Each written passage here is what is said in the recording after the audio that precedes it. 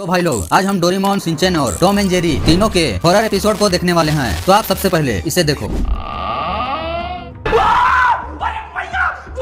और इसे भी। और बात करें शिनचैन की तो ये ब्लैक फिगर वाली मिस्ट्री जिसको आज तक इंडिया में कभी दिखाया ही नहीं गया। जिसके बाद लास्ट में हम डोरेमोन के एक ऐसे एपिसोड से एंड करेंगे जो कि जितना ही ज्यादा पुराना है उतना ही ज्यादा डरावना भी। तो भाई लोग, इस वीडियो को चलो हम टॉम एंड जेरी के एक बहुत ही डरावने एपिसोड से शुरू करते हैं। तो टॉम एंड जेरी के इस एपिसोड को तो ऐसे ही मजाक में बनाया गया था, लेकिन जब इसके मेकर ने इसे टीवी पर दिखाया तो तब तक ये ऐसा हॉरर एपिसोड बन चुका था जिसे आगे जाकर रात में दिखाना बैन कर दिया गया। भाई, टॉम एंड जेरी के इस एपिसोड ने मुझे रात भर सोने नहीं दिया था। तो इस एपिसोड के शुरू होते ही धरती पर आया था एक एलियन जो कि जेरी के नजरों के सामने आते ही उसका रूप ले लेता है। अब होना क्या था, ये चमत्कार देखकर जेरी तो कल्टी मार देता है, लेकिन वहीं जेरी के कॉपी एलियन टॉम के सामने पहुंच जाता है, जिसे टॉम गुस्से में हथौड़े से मार देता है। पर उससे उसका कुछ भी नहीं बिगड़ता। अब टॉम उसे बेलन से मारने की कोशिश करता है, पर उससे भी उसे कुछ भी नहीं होता। अंत में टॉम उसे छलनी से भी मसल देता है, पर वह बार बार अपने जेरी वाले रूप में आ जा रहा था। और जब टॉम के इतने अटैक करने के बाद भी उसे कुछ भी नहीं होता, तो फिर वह एलियन जेरी टॉम को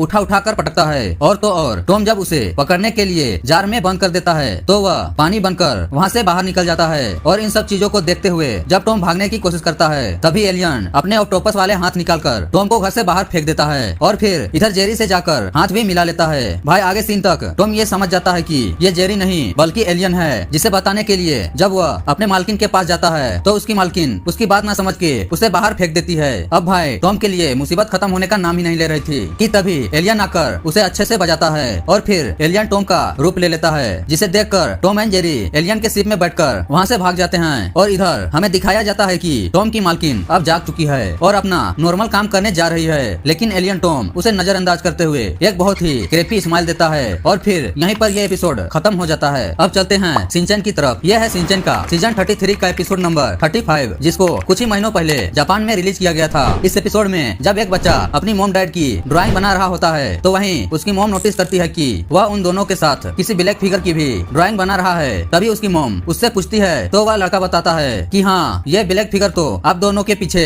हमेशा ही रहता है। और फिर जब उसकी मॉम पूछती है कि क्या वह अभी भी मेरे पीछे है, तो वह लड़का कहता है कि नहीं, अभी तो वह मेरे पीछे बैठकर मेरी ड्राइंग देख रहा है। जिसके बाद उसकी मॉम बहुत ही ज्यादा डर जाती है। अब इधर दिखाया जाता है कि इन सभी चीजों को शिनचैन अपनी टीवी पर देख रहा होता है, लेकिन तभी उसकी मॉम आती है और उसे वॉशरूम को साफ करने के लिए कहती है। शिनचैन को ऐसा करने का मन तो नहीं था, लेकिन मॉम की गुस्से की वजह से वह वॉशरूम जाके उसका गेट खोलता है तो वह बहुत ज्यादा डर जाता है, क्योंकि वहाँ पर एक बहुत ही डरावना ब्लैक फिगर था। शिनचैन जल्दी से गेट बंद करता है और उसे कहता है कि तुम आराम से अपना समय ले सकते हो। लेकिन जब उसे उसकी मॉम की डांट पड़ती है तो फिर से वह वॉशरूम में जाता है तो वह देखता है कि वह ब्लैक फिगर वॉशरूम की सफाई कर रहा है। शिनचैन जब उससे बात करता है तो महसूस होता है कि उस मास्क के पीछे कोई लड़की है। बात करते करते वहाँ पे शिनचैन की मॉम आ जाती है। वह पहले तो उस ब्लैक फिगर को देखकर डर जाती है, लेकिन फिर जब वह ब्लैक फिगर अपने हाथों से कुछ डार्क मैजिक करता है तो शिनचैन की मॉम अचानक से उसे अपना फैमिली मेंबर बताने लगती है। अब शिनचैन ये देखकर बहुत ज्यादा डर जाता है। मॉम के जाने के बाद जब वह ब्लैक फिगर शिनचैन से पूछता है कि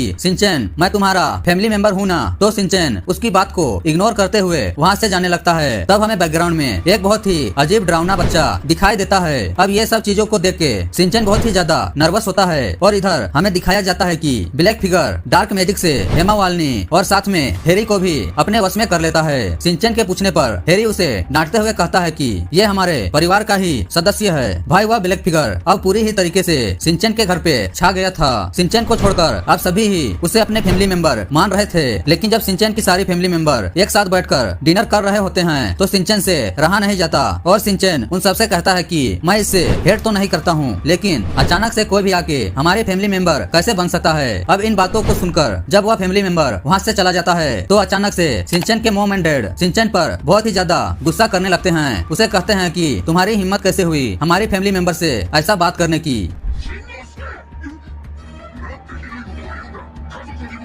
अब शिनचैन ये देखकर बहुत ही ज्यादा डर जाता है और फिर से हमें बाहर एक बहुत ही वियर्ड बच्चे को दिखाया जाता है। शिनचैन अपनी मॉम डैड से कहता है कि अगर वह हमारे फैमिली मेंबर है तो उसका नाम क्या है। अब हैरी और मिसाओ उसका नाम नहीं बता पाते हैं तो शिनचैन जल्दी से दौड़कर सीढ़ियों से होते हुए अपने सारे फैमिली मेंबर्स की फोटो निकालता है, लेकिन वहाँ पर भी उसे कुछ भी नहीं मिलता। अब शिनचैन फोटो देख ही रहा था कि तभी अचानक से वह ब्लैक फिगर आती है और कहती है कि शिनचैन सॉरी, तुम्हें फिर से मेरी वजह से डांट पड़ी। लेकिन फिर जब शिनचैन उससे पूछता है कि तुम हो कौन और तुमने मेरी फैमिली के साथ क्या किया है? तो वह कहता है कि हम सब तो फैमिली हैं। जिसके बाद वह सिंचन को भी हिप्नोटाइज करने की कोशिश करती है, लेकिन यहाँ सिंचन अपनी काइंड नेचर होने की वजह से हिप्नोटाइज नहीं होता। जिसके बाद सिंचन लड़ते लड़ते उसे बर्ड पर्सन बोलता है, तो फिर वह बहुत ही ज्यादा इमोशनल हो जाता है। वह ब्लैक फिगर सिंचन को बताता है कि वह कोई और नहीं बल्कि उन सारे बच्चों की एनर्जी से बना हुआ है जिनके मॉम डैड सिंचन के मॉम डैड के ही तरह उन्हें टाइम नहीं दे पाते थे। जो बच्चे पूरी ही तरीके से अकेलेपन में ही रह रहे थे। सिंचन की इतनी अच्छी फैमिली देखकर उनका भी मन सिंचन की फैमिली का एक पार्ट बनना था।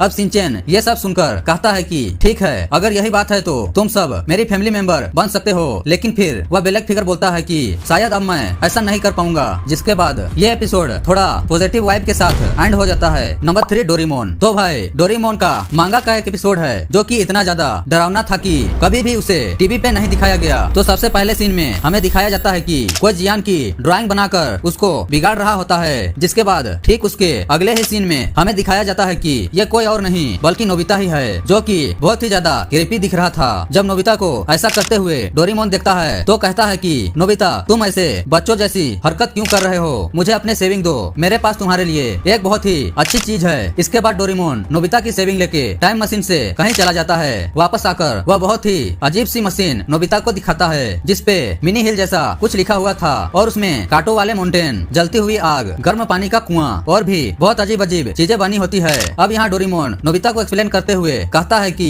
इस मशीन में अगर तुम यहाँ पे किसी के भी फोटो को डालोगे तो वह इसके अंदर चला जाएगा और उसके बाद तुम उसे हेलिकिंग जैसे ही परेशान कर सकते हो। नोबिता जैसे ही ये सुनता है उसके फेस पर एक बहुत ही क्रेपी स्माइल आ जाता है और वह बोलता है कि डोरेमोन, क्या तुमने फोटो की बात की? वह तो मेरे पास उसकी भर भर के है। जिसके बाद नोबिता उस पे जियान की फोटो डालकर उसे मशीन के अंदर ले आता है और फिर उसको परेशान करना शुरू कर देता है। भाई नोबिता और डोरेमोन जियान के साथ जो करते हैं वह बहुत ही दर्दनाक और हॉरिफिक होता है। अब जियान के बाद ये सुनियो को भी ले आते हैं और उसको भी ये बहुत ही ज्यादा परेशान करते हैं। भाई लोग, इस एपिसोड की स्टोरी लाइन बहुत ही ज्यादा क्रीपी थी और हो ना हो मुझे और बहुत से लोगों का मानना है कि ये स्टोरी फुजिको फुजियो ने ही लिखा होगा, जिनको की ऐसे कैरी एपिसोड बनाना बहुत ही ज्यादा पसंद था। चलो ये तो आपने जान लिया, लेकिन क्या ये बात सही है कि लिटिल सिंघम को अजय देवगन आवाज देते हैं? और क्या हमारे फेवरेट कार्टून डोरेमोन और भीम को किसी लड़का ने नहीं बल्कि लड़की ने आवाज दी है? और क्या आपको ये पता है कि योगी एंड द कॉकरोच के एक एपिसोड में शाहरुख खान सर ने खुद अपनी आवाज दी थी? भाई इस वीडियो को क्लिक करो, बहुत ही गजब का है। और हाँ, इस वीडियो को लाइक करके चैनल को सब्सक्राइब कर लेना। मिलता हूँ आपको उसी वीडियो में, तब तक के लिए।